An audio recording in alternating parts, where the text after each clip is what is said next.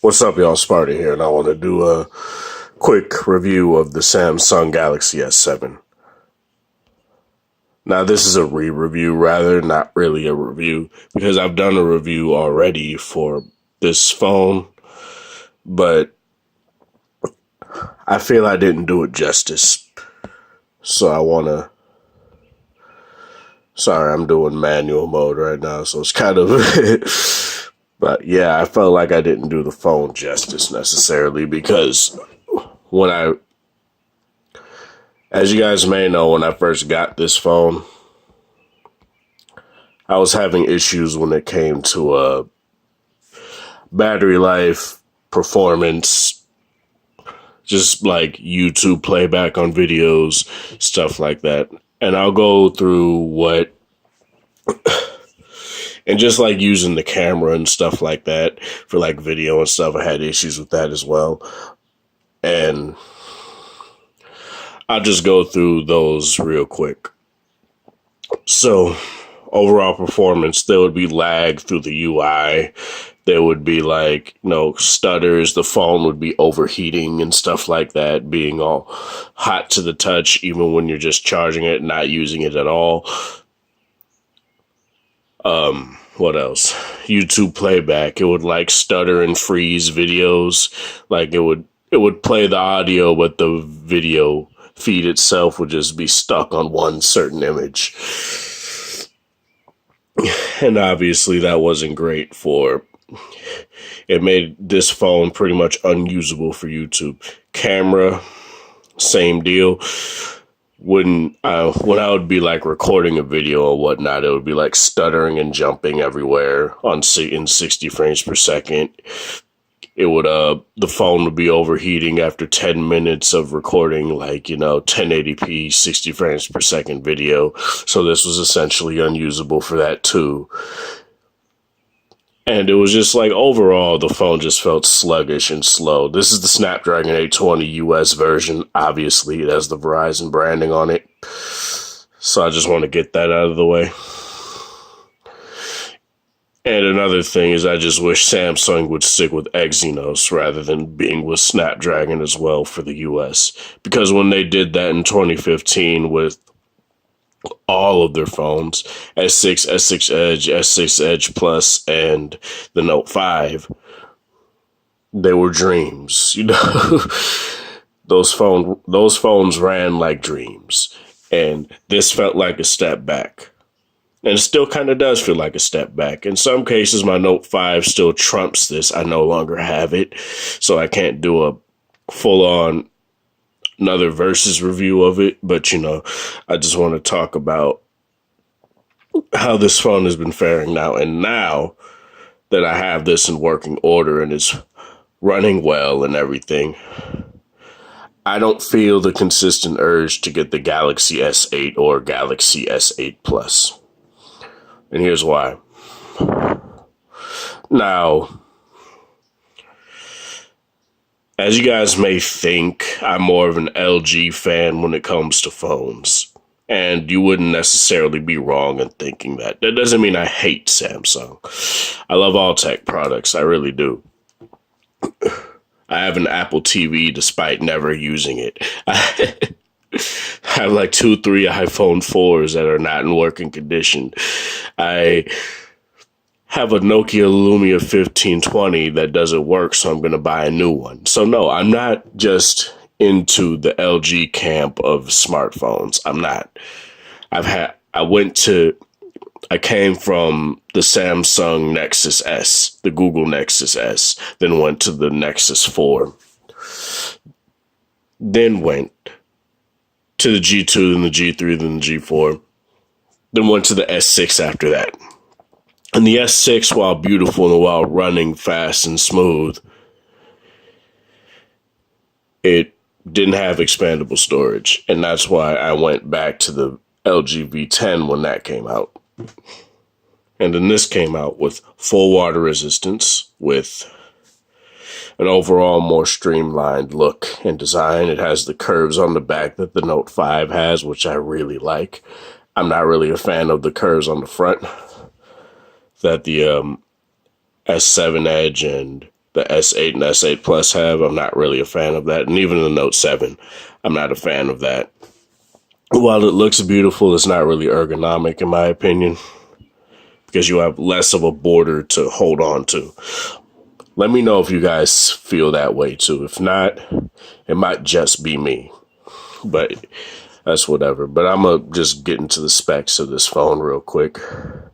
On the front, you have your 5.1 inch Quad HD Super AMOLED display. You have your proximity sensors,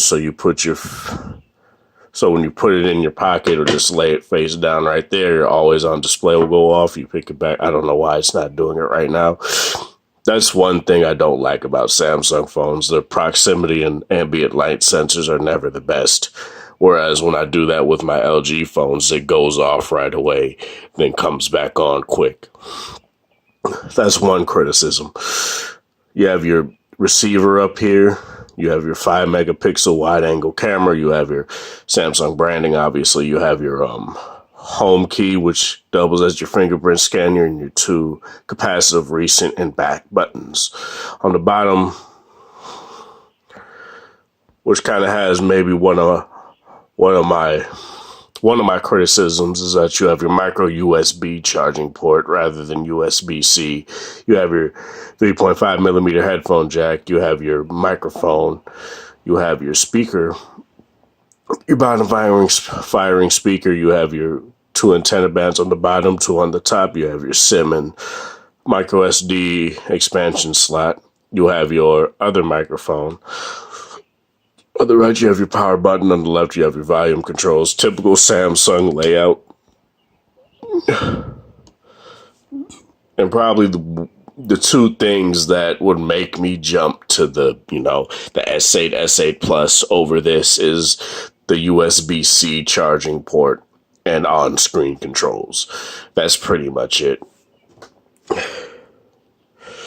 But even then, it's not necessarily something that's $850 worthy of jumping to those phones or one of those phones.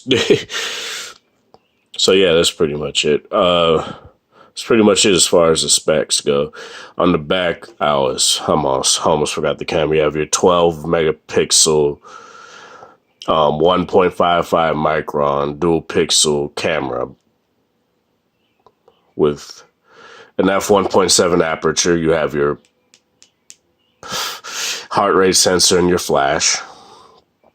You have your Galaxy branding right there, and your Verizon or whatever carrier, which normally is just pretty much AT&T and Verizon that brand their phones now, on the bottom. And that's pretty much it as far as that goes. All right, now to the overall user experience. Since I'm coming out with my S7 versus G6 video, I'm not going to go too much in depth with this, because I go very much in depth in that video as to how both phones perform. So I'm essentially just going to talk about it, but I'm going to play maybe a game or something to let you guys see what I mean. So, this is running Android 7.0. I got this maybe a couple weeks ago when I reflashed the stock firmware back to the phone. Why'd I go to developer options? That's not what I meant to do. About phone. As you guys can see, Android 7.0, security patch from February 1st.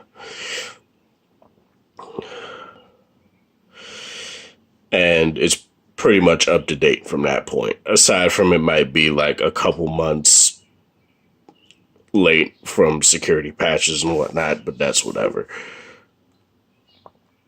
I'm not really too concerned about that. But the overall user experience has been cleaned up. It's much faster and much smoother to use this phone now, and much more enjoyable.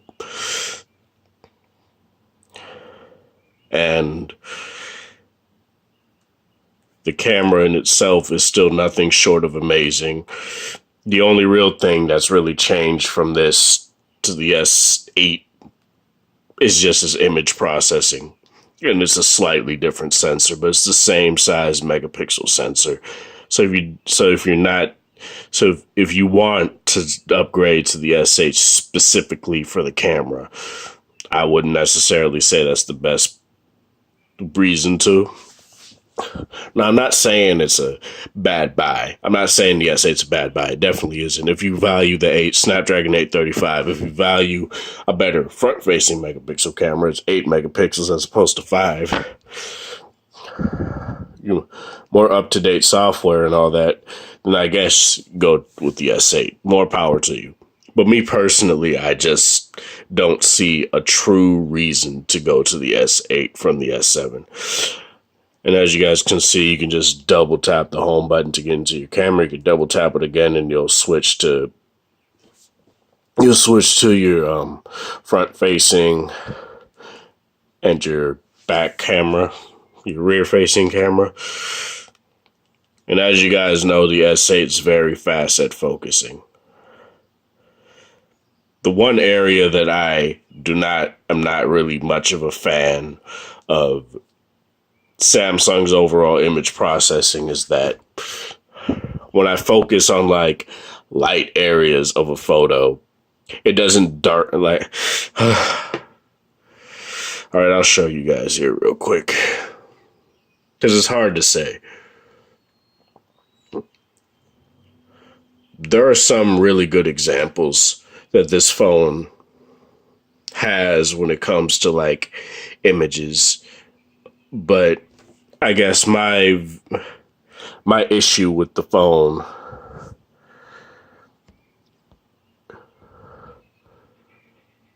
sorry, I'm just lowering the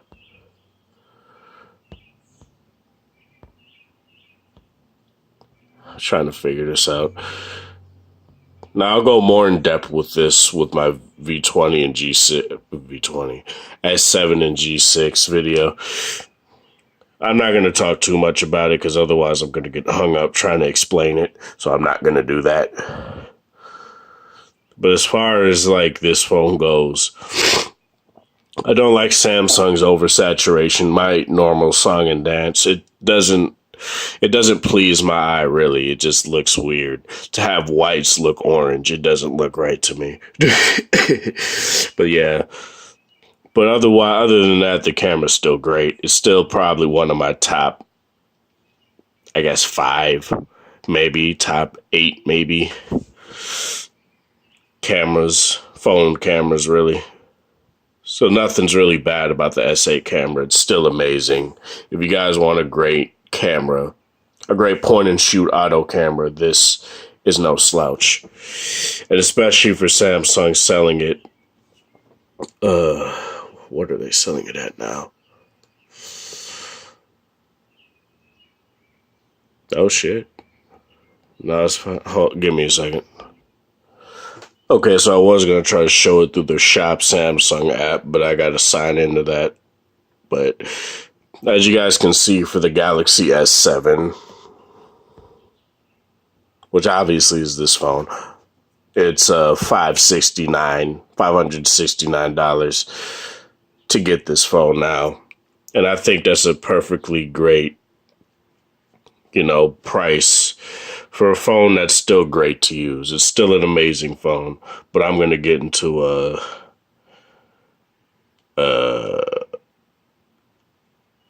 I'm going to get into some gaming here. I'm not necessarily sure which game to play, but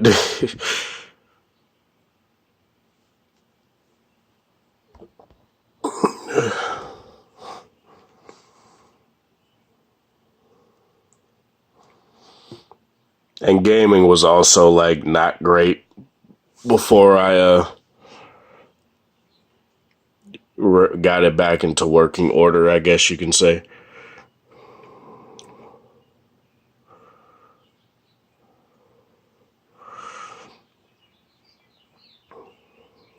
Let me just get all this bullshit. I haven't played this game in a while. I've actually been slacking on my mobile games. So I've been playing a lot.